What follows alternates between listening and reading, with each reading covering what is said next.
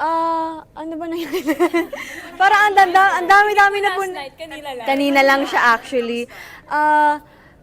Actually, hindi pa siya nagpa-process sa utak namin, pero ayun po, ganun talaga yung mga mangyayari po talaga na technical difficulties. Pero parang all in all, parang super nag-enjoy lang po kami kasi napaka-supportive po ng mga tao na nanonood kagabi, especially to our blooms na nakikanta sa amin, nakisayaw, and wala, yun lang yung parang mas tumatak sa amin more than yeah. Speaking of that moment, what was going on in your mind? Kasi yung mga blues were also singing. Nakakatuwa. Parang, I mean, in unison.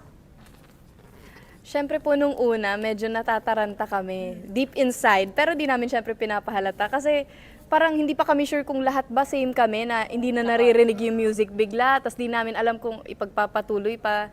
Tapos nag-overthink kami na siyempre yung beat din. Pero hindi namin in-expect na yung blooms, lahat, ang daming nakikikanta po sa amin na wala lang, parang very, nakakaano din, nakakakilig. Magical no moment watching it. Then, Yes. I'm sure you guys were, grace under pressure. But of course, going here, then grabe, fast forward to ilang hours, meron na naman kayong ganap. It's such a big thing kasi it's also a comeback of Pet Shop after 2018. This is like the reason. Let's talk about fashion, and I love your outfits, by the way. Thank you po. How intertwined is music sa fashion sense ninyo? And ano yung journey nyo bago makita kung ano talagang style ng ninyo? Siguro parang yung fashion namin, parang it looks beanie. Like, kapag nakinig ka ng beanie, ma-visualize mo kung ano yung outfits namin ngayon. Like, parang it speaks beanie. And dumaan kami sa maraming experimentation and trials bago namin mahanap yung sound namin, bago namin mahanap yung fashion namin. And ngayon, na parang na-establish na namin kung ano yung beanie fashion. Super saya kasi napaka-supportive po ng mga tao. Like, parang very distinguishable na siya na kapag nakakita ka ng beanie outfits, maalalaman mo na beanie siya. So, ngayon parang mas more on ano na din kami, parang experimental, nag-try kami ng version 2.0 every time. Yeah. Version 2.0. Siguro kasi dati very chiki-chiki, cute-cute. Ngayon parang mas edgy. Ganon. Chiki-chiki. Ang cute kasi ng term eh. Ako parang nililips yung boots ni Bini. Ayan na, ayan na. I love it. Pero when it comes, okay, mo Ay, na po, okay na po. Hindi, yun na nga. Pero when it comes to, of course, accessorizing yourself and your music, binabagay nyo ba sa bawat kanta na ilalabas ninyo yung look ninyo? Yung look. Yes po, and even sa lyrics po, parang binibase din namin siya. Lalo na, halimbawa sa pen shop po, so parang may mga steps kami na pen shop, like, eto po sign language, yung, gawin nyo babe, letter P, yung letter P. Yes, yan. Parang nag-incorporate kami since ito po yung advocacy, isa po sa mga advocacies namin. So, naglagay kami ng sign language na letter P sa choreo, opo, tapos icon, and wala, parang pag sinasayo yung choreo ng For Pen Shop, parang you're an icon talaga. We are icons kasi the more na comfortable ka, considered ka na as icon eh.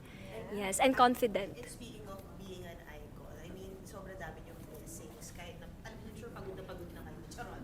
Pero I mean, balita ko, ulong ng paa. Meron doon daw kayong endorsement. Hindi pa po. Ay, di ba? Ano pa bang kulang? Paawala. Ulong ang tuhod. Ano ba Per- doon? Reaction mo doon? Balita ko. Yes po, sobrang blessed po kami and hindi namin expect na pag magbigay ng blessing si Lord, as in it will really pour na ganito kadami po.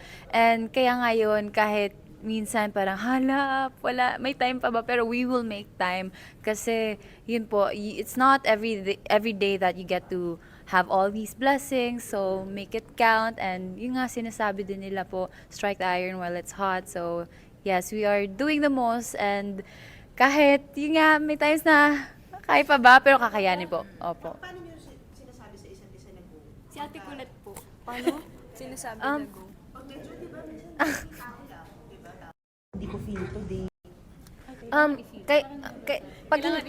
Pag hindi naman po talaga kaya, nagsasabi naman po kami na pwede pong mag-rest po today and okay lang naman po. Pero mas pinipili po namin kasi kunwari sa Bini po, kahit may sakit, ayaw po namin mag-absent. Kasi nagigilty po kami. Feeling namin mabibehind kami, mahirap mag-catch up po. So, yun. Pero mag-a-adjust po yung lahat pag may absent.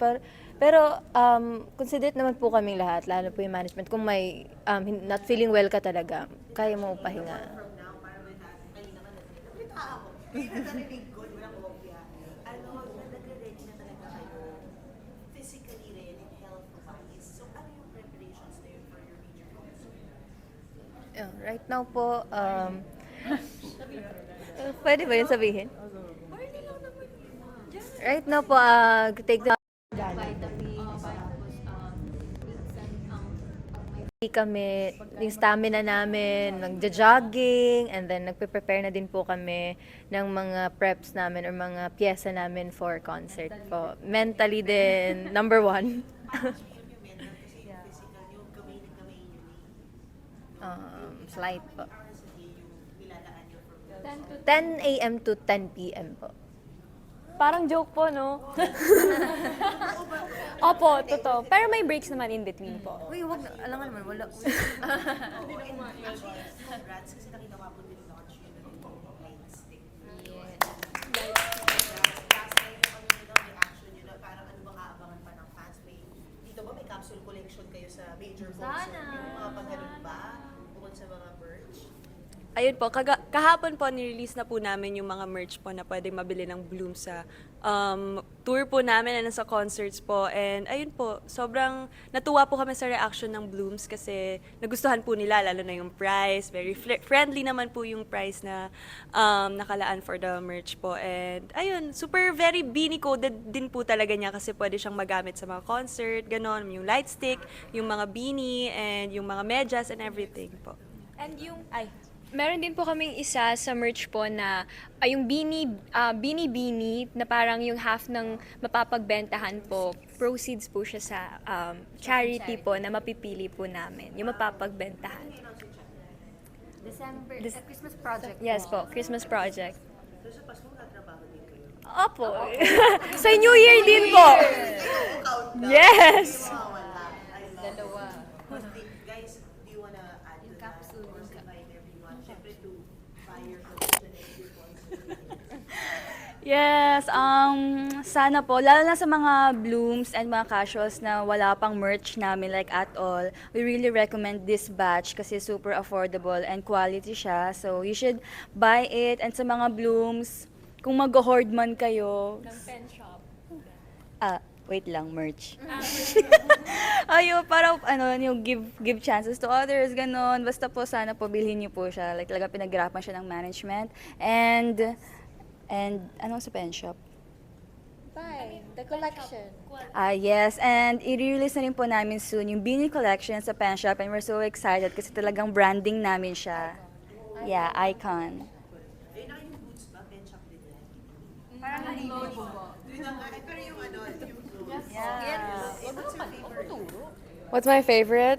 My favorite was the one I was wearing in the MV shoot of Pen Shop. Parang siyang off-shoulder top. Mahilig kasi ako sa off-shoulder. Parang yung suot ni Jo ngayon. Yeah. Oo, yun nasa music video. Asa nung sinuot ko yung mga fits na yun, sabi ko, pwedeng iuwi ko na to. Sabi naman nila, oo, pero next time na daw. At least forever may pen shop na kayo. Yeah. Thank you so much. Thank you.